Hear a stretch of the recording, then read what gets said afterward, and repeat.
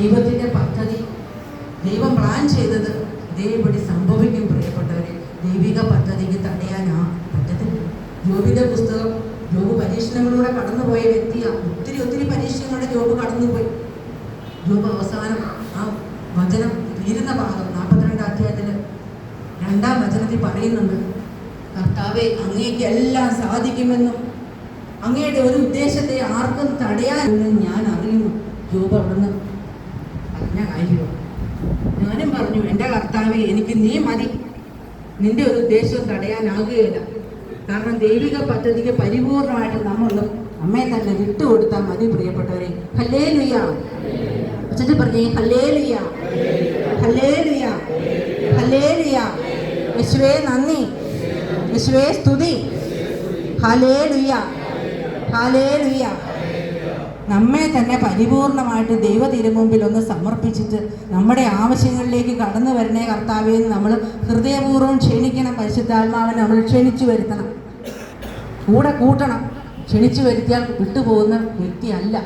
കാരണം പരിശുദ്ധാത്മാവ് ഒരു ശക്തിയാണ്, അതിനേക്കാൾ ഉപരി ഒരു വ്യക്തിയാണ്. Hallelujah, hallelujah. അവിടെ നിന്ന് എനിക്ക് ഒത്തിരി ബോധ്യങ്ങൾ കിട്ടി. ഞാൻ അവിടുത്തെ ശുശ്രൂഷയിലേക്ക് വരാൻ തുടങ്ങി. എല്ലാ മാസവും എനിക്ക് അവിടെ ശുശ്രൂഷ ചെയ്യാൻ വരണം എന്നുണ്ട്. വീട്ടിൽ അതിനനുസരിച്ച് പ്രശ്നങ്ങൾ എന്നെ വിടാത്ത ഘട്ടം വന്നു. പക്ഷെ അവിടെ നിന്നെല്ലാം ഞാൻ എൻ്റെ ദൈവത്തിന് കൊടുത്ത വാക്ക് പാലിച്ചു.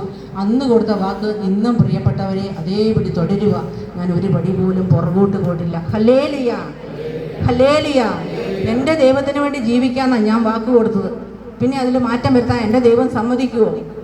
അതുകൊണ്ട് ഞാൻ ഉറച്ച തീരുമാനം എടുത്തു. രോഗികളായ മനുഷ്യരെല്ലാം ഞാൻ കൂട്ടിക്കൊണ്ട് വരാൻ തുടങ്ങി. ആരൊക്കെ എവിടെയൊക്കെ രോഗികളുണ്ടോ ആ ആരാധന കൂട്ടായ്മയിലേക്ക് ഞാൻ കൊണ്ടുവരാൻ തുടങ്ങി. അവിടെ നിന്നൊക്കെ ദൈവം അത്ഭുതം പ്രവർത്തിക്കുന്ന എൻ്റെ കണ്ണുകൊണ്ട് ഞാൻ കണ്ടു. ആദ്യമായിട്ട് ഞാനൊരു രോഗിയെ കൂട്ടിക്കൊണ്ട് വന്നു. കഴുത്തിന് ഓപ്പറേഷൻ പറഞ്ഞ ഒരു രോഗിയെ കൂട്ടിക്കൊണ്ട് വന്നു. ആരാധനയുടെ സമയത്ത് അവൾ വട്ടം കറങ്ങി തല കറങ്ങി താഴെ വീഴുന്നു ഞാൻ കണ്ടു. ഞാൻ ഭയന്നു പോയി. പക്ഷേ കർത്താവ് അവിടെ സൗഖ്യം കൊടുത്തതായിരുന്നു. അതുകൊണ്ട് തന്നെ എവിടെയെല്ലാം വീടുകളിൽ രോഗികളുണ്ടോ അവിടെയെല്ലാം ഞാൻ കയറി ചെന്നു. ഓരോരുത്തരെയും കണ്ട് വിളിച്ചു, ക്ഷണിച്ചു, വരാൻ പറഞ്ഞു, കൂട്ടിക്കൊണ്ടുപോയി. അവരെല്ലാം സൗഖ്യപ്പെട്ടു പോകുന്നത് എൻ്റെ കണ്ണുകൾ കൊണ്ട് ഞാൻ കണ്ടു. ജീവിക്കുന്ന ദൈവത്തിന് ആരാധന അർപ്പിക്കണമെന്ന് ഞാൻ പഠിച്ചു. ഹല്ലേലൂയ. പുറപ്പാട് 23-25 വചനം പറയുന്നുണ്ട്, നിങ്ങളുടെ ദൈവമായ കർത്താവിനെ നിങ്ങൾ ആരാധിക്കണം. അപ്പോൾ ഞാൻ നിങ്ങളുടെ ഭക്ഷ്യവും പാനീയവും ആശീർവദിക്കും. നിങ്ങളുടെ ഇടയിൽ നിന്ന് രോഗങ്ങൾ ഞാൻ നിർമ്മാർജ്ജനം ചെയ്യും. ദൈവമായ കർത്താവിനെ ആരാധിക്കാൻ ഒരു വ്യക്തി തീരുമാനമെടുത്തോ, രോഗിയാണോ സൗഖ്യപ്പെട്ടിരിക്കും. Hallelujah, hallelujah.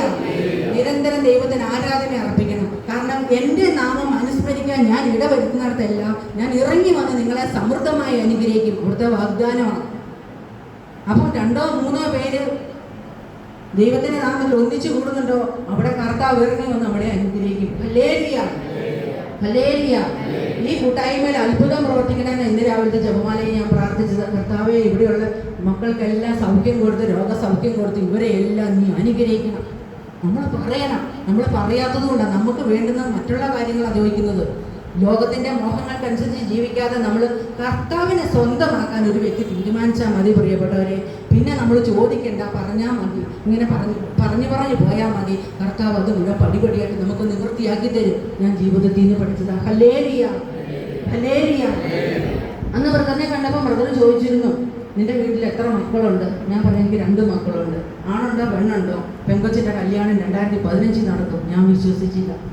കാരണം ദൈവത്തിൻ്റെ പരിശുദ്ധാത്മാവിനെ തെറ്റുപറ്റിയല്ല. പ്രിയപ്പെട്ടവരെ, പരിശുദ്ധാത്മാവിനാൽ നിറയപ്പെട്ട ഒരു വ്യക്തി പറയുന്നുണ്ടോ അത് സംഭവിച്ചിരിക്കും.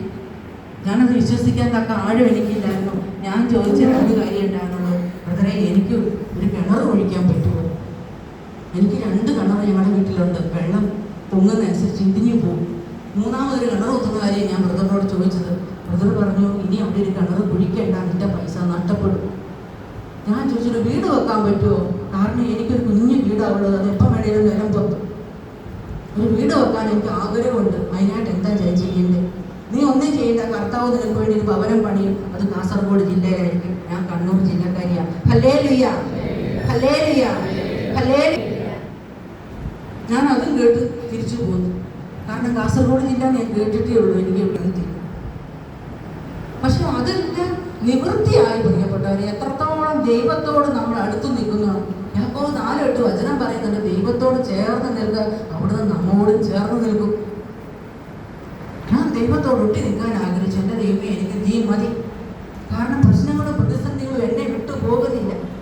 കഴിഞ്ഞ് വീട്ടിൽ ചെല്ലുമ്പോൾ എന്നെ നോക്കി അനേകം പ്രശ്നങ്ങളാണ് നോക്കിയിരിക്കുന്നത്.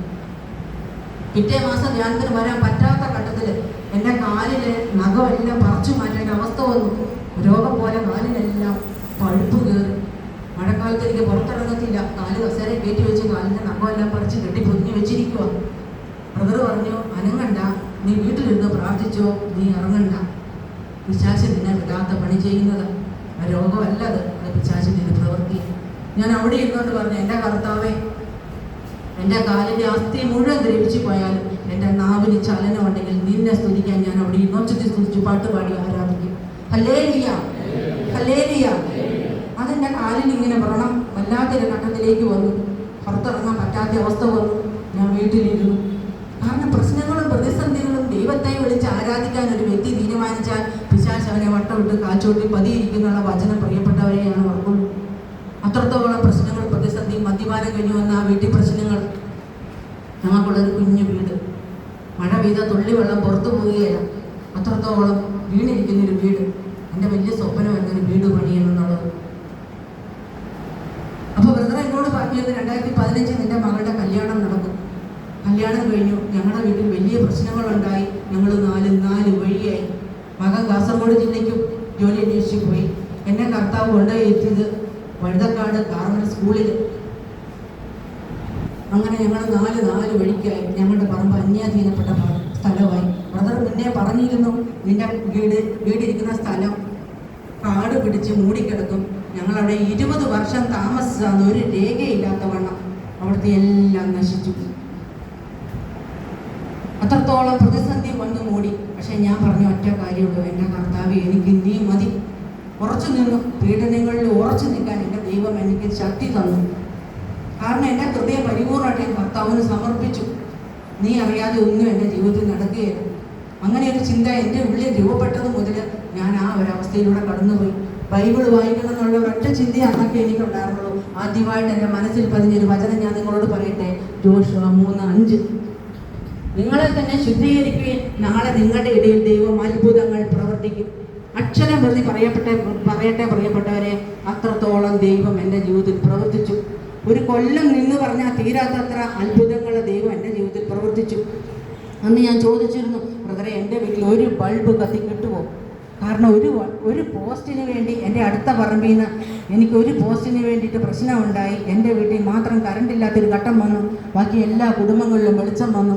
ഞാനിരുന്ന് സങ്കടപ്പെട്ട് കരയാൻ തുടങ്ങി. എനിക്ക് വേണ്ടിയിട്ട് ദൈവം അത്ഭുതം പ്രവർത്തിക്കുമെന്ന് ബ്രദർ പറഞ്ഞു. നിനക്കൊരു രൂപ മുടക്കേണ്ടി വരികയില്ല. കർത്താവ് നിൻ്റെ ഭവനത്തിൽ 5 ബൾബ് കത്തിക്കാൻ അത്ഭുതം പ്രവർത്തിക്കും. ഞാൻ വിശ്വസിച്ചില്ല. പക്ഷെ സമയത്തിൻ്റെ പൂർത്തീകരണം ദൈവത്തിൻ്റെ സമയത്തിന് തെറ്റുപറ്റിയല്ല പ്രിയപ്പെട്ടവരെ. എനിക്ക് വേണ്ടി ദൈവം പ്രവർത്തിച്ചു. 8 പോസ്റ്റ് ഗവൺമെൻറ്റിൽ നിന്ന് ഫ്രീ ആയിട്ട് തന്ന് എൻ്റെ ഭവനത്തിൽ 5 ബൾബ് കത്താൻ ദൈവം ഇടയൊരുക്കി. Hallelujah, hallelujah, hallelujah. പുതിയൊരു വഴി അതിനായിട്ട് ദൈവം ക്രമീകരിച്ചു തന്നു.